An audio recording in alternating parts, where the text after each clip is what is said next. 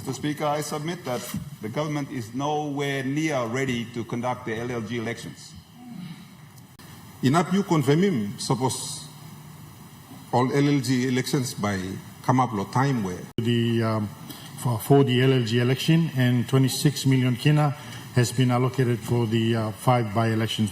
There is no electoral plan. There's no operational plan. The Electoral Commission, we're just hearing millions. And the question goes whether it's just a racket to get money and everybody gets paid. However, the actual budget that this Parliament passed, that is the only authority to make provision for budgets, is 40 million. It's in the budget paper. We passed it. 40 million by law. Mr. Speaker, my grievance debate is in relation to the Minister of Provincial and Local Level Government Affairs' recent press statement reaffirming the Marape government's commitment to conducting the local level government elections as scheduled on the Thursday, 24th of April, which is just 4 weeks away.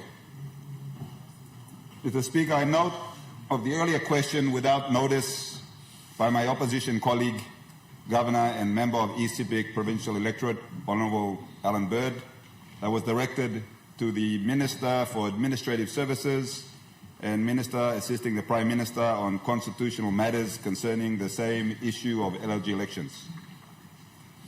The Minister replied to that question raised by the Governor that he informed Parliament that last week he had made an NEC submission for 180 million that would cater for both 156 million allocated towards the LLG elections and 26 million towards the 5 by-elections. But I would like first to debate the issue concerning the statement by the Minister of Provincial Local Level Government Affairs, because he is the minister responsible under the provincial organic law on provincial, national and provincial government elections, which is provided for under Section 271. Mr. Speaker, the minister's statement. Sorry. Okay. Mr. Speaker, the minister made a statement stating that he went on to state that the free and fair and safe election with a satisfactory result can only be achieved through a collaborative partnership among all stakeholders. This is the statement made by the Minister for Provincial Government Affairs. And he goes on to say, therefore, he urges the provincial governments and the district development authorities to take ownership of the LLG elections and support the PNG Electoral Commission in delivering a successful elections. He goes on to say the active support and leadership of all stakeholders are critical to maintaining the integrity of the electoral process and enabling our citizens to exercise their constitutional rights without interference and intimidation. Mr. Speaker, the Minister noted that he would like to extend his gratitude to the provincial governments, the DDAs and all stakeholders for their cooperation and support during past elections, and the continued collaboration and commitment will be essential for the success of the up-and-coming elections. Mr. Speaker, I submit that the government is nowhere near ready to conduct the LLG elections. There is no strategic report. The global standard is that a country, when it conducts its elections, it compiles a strategic election report, a strategic plan, confirming how it intends to roll out the elections. And that plan will provide strategic outcomes and how it intends to provide a free, a fair, and secure elections. It will provide clear programs on how it will conduct the polling, how it will conduct the counting. It will provide sub-plans on procurement plans on how it will procure the election materials, the ballot papers, the ballot boxes. It will have a strategic plan on security, on how it intends to address the risks of security in conducting its elections. And I don't believe the Electoral Commission actually has such a plan. I can go online and I can find so many countries who have a strategic plan, an operational plan, where they demonstrate exactly how they will conduct their elections. They will provide a detailed budget. This is all in the public domain. how they will conduct their elections, what they will spend on polling officials, what they will spend on logistics, that they've done an assessment of security, where the risks are, where the polling locations, where they've got previous instances or previous elections that are high risk, and what measures they are taking to mitigate those security risks from reoccurring. We have no such plan. Now, the last election, LLG elections, were left to the provinces and the district. The Electoral Commission was underfunded. It was not supported adequately. Funds came on the 11th hour, as we do in PNG, called PNG time, therefore disrupting their ability to conduct proper planning towards elections. So many of the service providers in the last LLG elections and polling officials, even my own electorate, they said, we were never paid. We signed up, we conducted the elections, we were never supported. There was no police presence because there wasn't enough money to pay police allowances. So the elections were ad hoc, managed poorly, and somehow got to a result on their own. But they left a lot of people unpaid. They left a lot of people who shouldn't be paid got paid. Okay, grievance debate, so directed towards the Speaker. So my point is that we are not ready. We had the Minister for Administrative Services claim he brought an NEC's submission for 186 million. However, the actual budget that this Parliament passed, that is the only authority to make provision for budgets, is 40 million. It's in the budget paper. We passed it. 40 million by law. So when we have a minister making statements in Parliament claiming that he brought a submission to pass 186 million, who gave him that authority? Is he telling the truth? NEC has no authority to pass a budget of 186 million.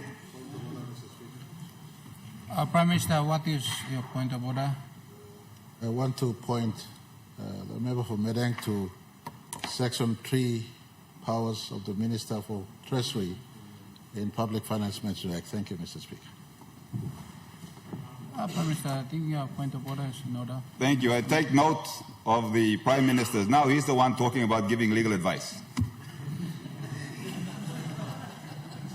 Mr. Speaker, while the Minister has Section 3 powers in terms of making payments or transfer of allocations of funding, however, they have to be for that specific purpose. So we had a UBS loan scandal that we spent some 20 million towards, or contribute towards, and the findings of that commission said only Parliament has the power, Section 209. Only Parliament. So if there's a submission to increase the budget appropriation that Parliament approved the 40 million, then it goes to NEC for submission, but it comes to Parliament.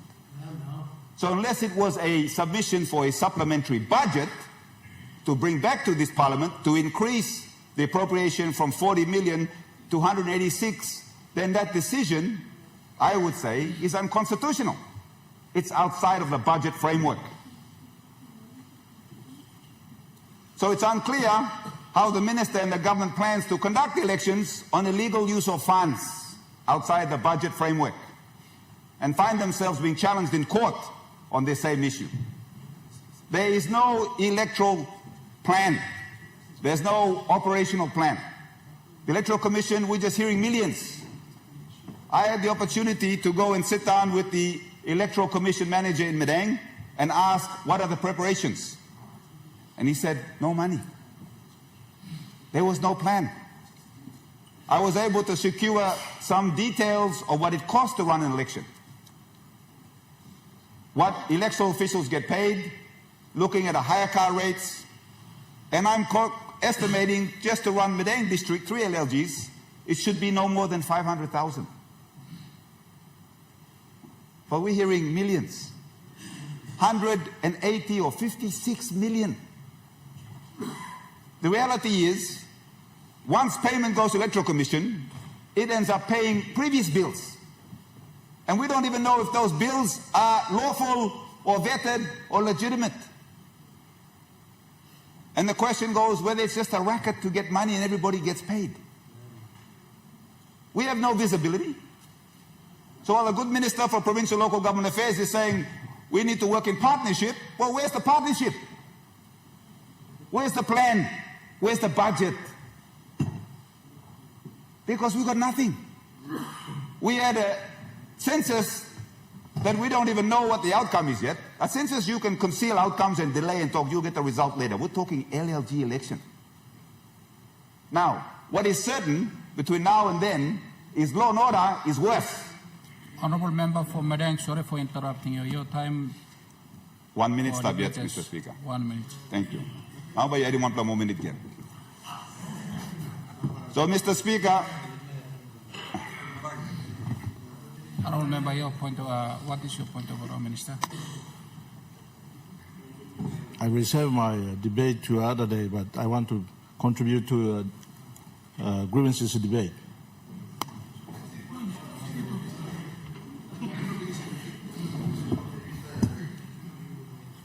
thank you, Mr. Assistant Speaker. So, we got 1 minute yet. Yes. Summarize your Or 2 minutes. Mr. Speaker, I put to this government that it has the opportunity to do this properly.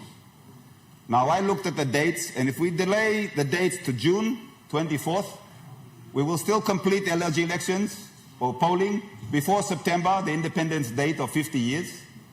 In that time of these 3 months, the Electoral Commission, the Minister for Provincial Affairs and Administrative Services can finalize a plan that can have consultation with the relevant DDAs and the provinces, and we can all contribute and ensure that we get a proper LLG elections and not a failed elections, and another 150,000 to run that out, because it's not organized. There will be security issues, and there may even be deaths. And this government has to be responsible and to take all these matters into consideration. My time's up for grievance debate. Thank you, Assistant Speaker. Honorable Member.